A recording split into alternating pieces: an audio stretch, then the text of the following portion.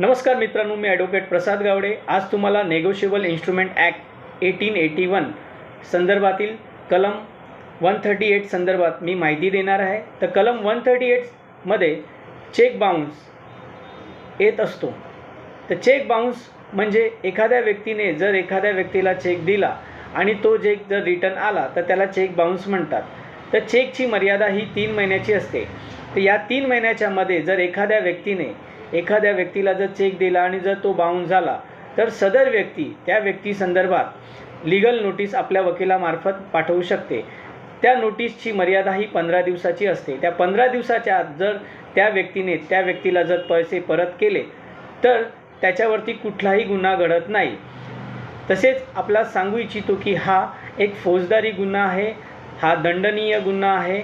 या गुन्ह्यासाठी आपल्याला 2 वर्षाची शिक्षा होऊ शकते।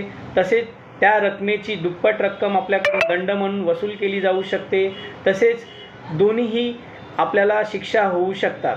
तर 15 दिवसानंतर जर त्याचे पैसे परत आले नाही तर सदर व्यक्ती मॅजिस्ट्रेट कोर्टात या संदर्भात पुढील 30 दिवसाच्या आत तक्रार दाखल करू शकते। जर आपल्याला अधिक माहिती हवी असल्यास माझ्या खालील दिलेल्या नंबरवरती मला तुम्ही संपर्क साधू शकता। धन्यवाद।